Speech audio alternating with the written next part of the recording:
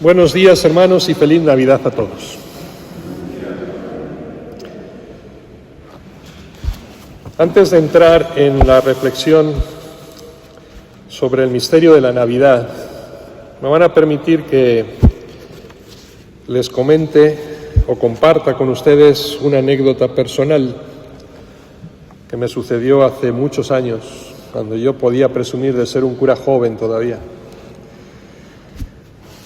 En una de mis primeras parroquias, yo empecé mi ministerio en misiones, en Perú. A los 9 años de estar en Perú tuve que volver a España por enfermedad y me asignaron una parroquia en la provincia de Badajoz, aunque era diócesis de Toledo, a la que pertenezco. Y ahí me sucedió algo muy particular, porque yo llegué a tomar posesión en esa parroquia precisamente para llenar un vacío. El sacerdote que había estado ahí durante muchos años, casi como el padre José aquí en el hospital, se mató en un accidente de tráfico y el obispo me mandó a cubrir su baja. Yo llegué como párroco casi un mes antes de la Navidad y me puse con los niños del colegio a preparar esa Navidad. Siempre he pensado que cuando uno es capaz de conquistar a los niños, detrás de los niños conquistas a toda la familia. Conquistas a los padres, conquistas a los abuelos y a los tíos. De tal manera que a mí se me ocurrió, no tuve mejor idea que, claro, yo venía de las misiones, era una evangelización mucho más activa, y se me ocurrió hacer una serie de escenarios en la iglesia para representar la Anunciación, para representar el Belén, para presentar la llegada de los Reyes Magos, para presentar la visitación de Santa María, es decir, todas las escenas que van en torno al Adviento que preparan la Navidad y a la Navidad en sí misma, hasta la Epifanía de los Reyes Magos. Y el Evangelio fue vivo, porque el Evangelio lo escenificaban todos los niños, ¿sí? Pero en la preparación, pues yo era nuevo, yo requería primero hacer uso de la radio municipal para grabar todas las escenificaciones que estuvieran listas ya para ese momento, todo el material para armar todos esos escenarios en la iglesia. No se me ocurrió mejor idea que irme al alcalde del pueblo y pedirle los recursos. El alcalde, cuando vio entrar al cura en el ayuntamiento, se asustó, porque nunca había entrado un cura en el ayuntamiento.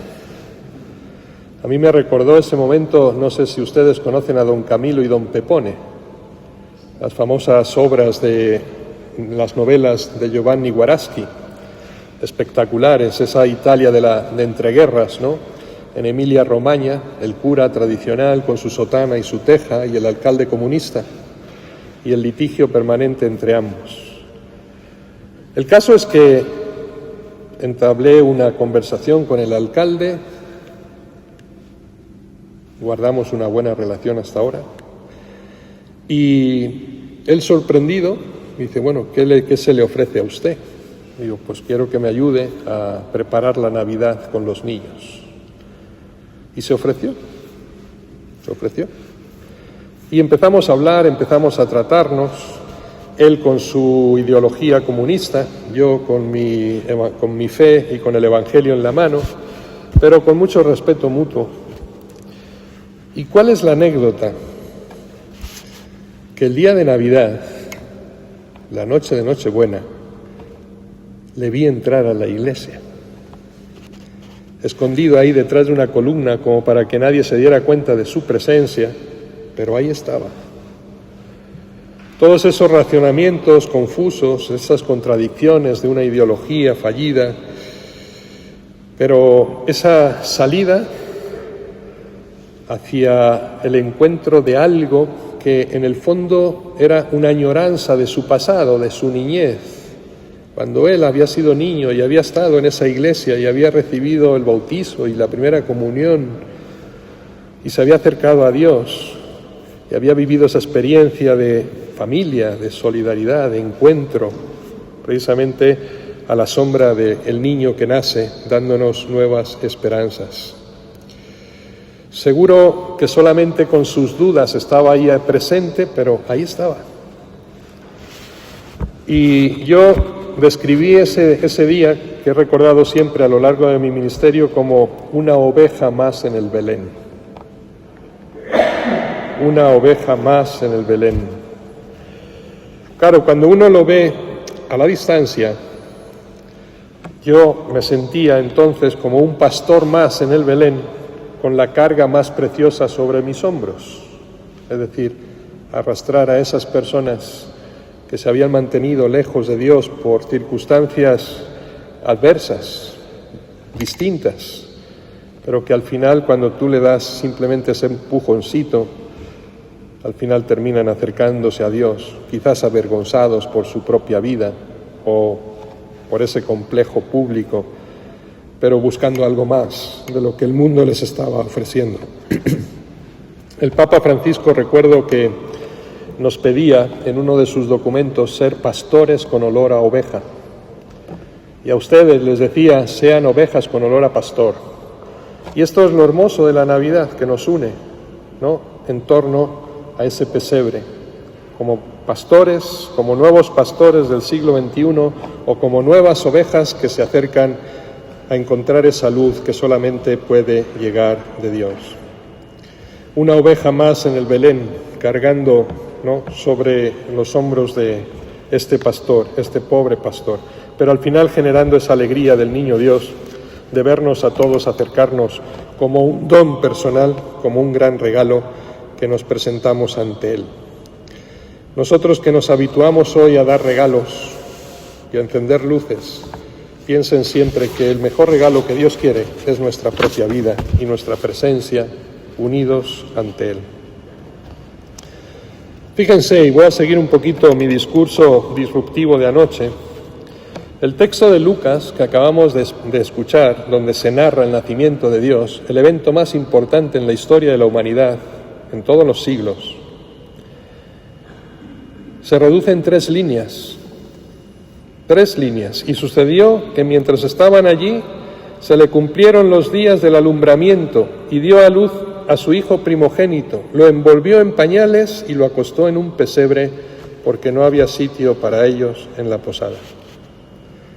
3 simples líneas para contarnos el acontecimiento más solemne de la historia. 3 líneas y luego toda una página en blanco que estamos nosotros dispuestos a embadurnar. Miren, Alessandro Pronsato, este sacerdote, colega italiano, en el libro de Evangelios Molestos, empieza así, precisamente narrando el misterio de la Navidad.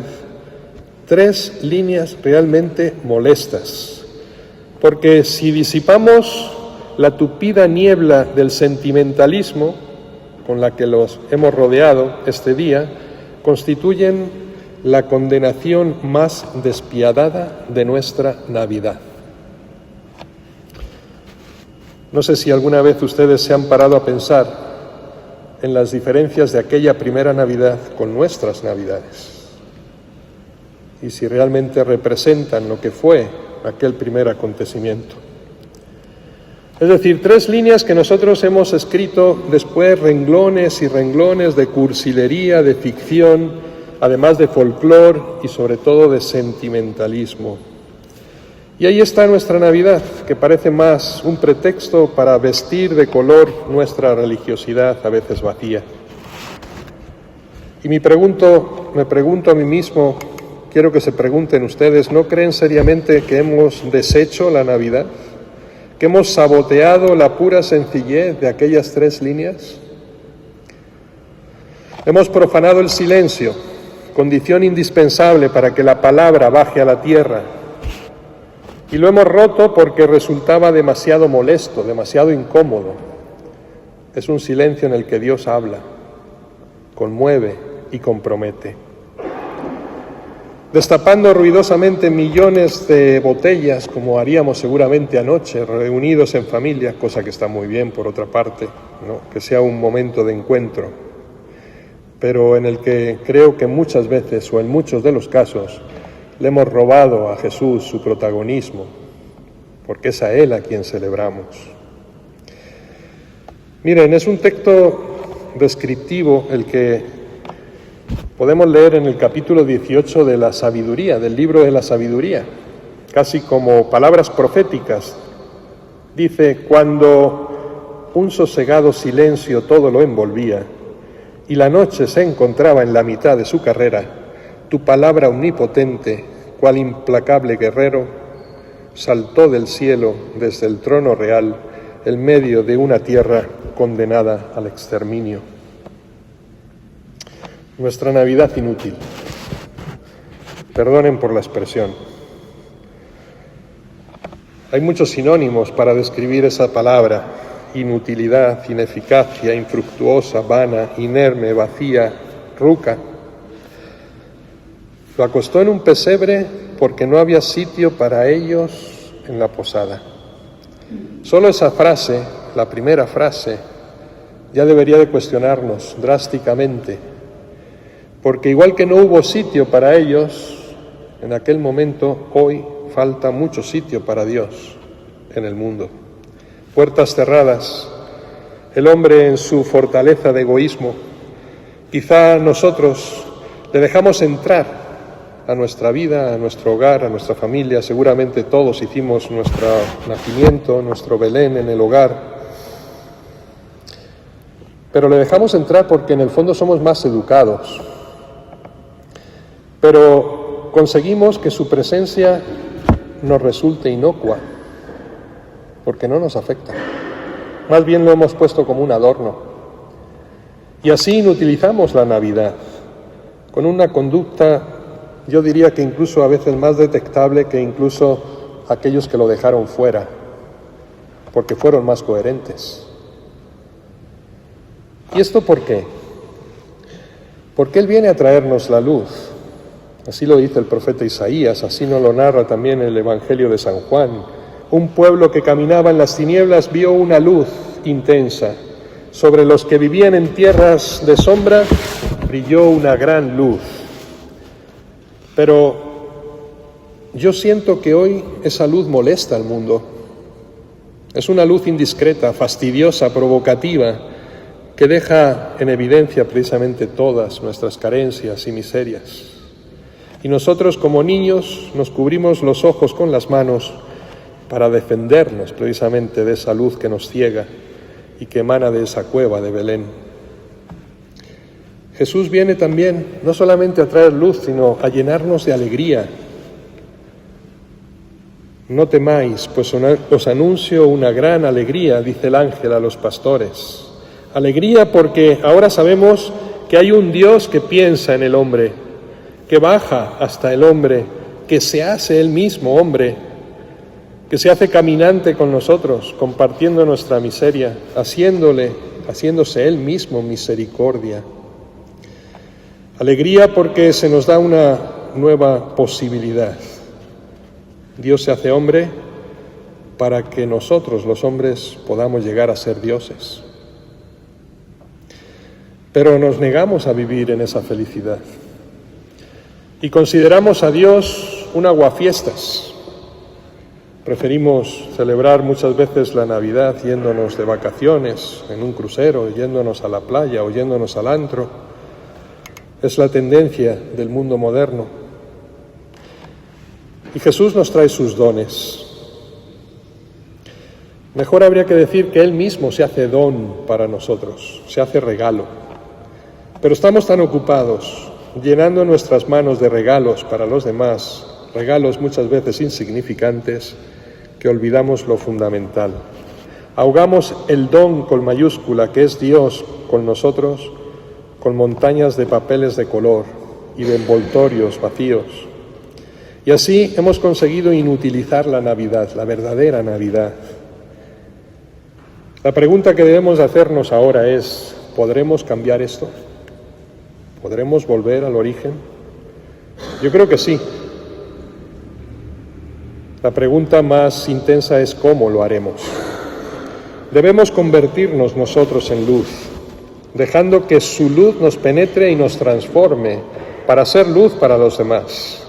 Debemos convertirnos en testigos de la alegría cristiana, no odiosos guardianes de una verdad como inquisidores ante los demás, para que todos entiendan que Cristo es mensaje de salvación y no de condenación, es mensaje de libertad, de liberación y no de opresión, mensaje de alegría, nunca de tristeza.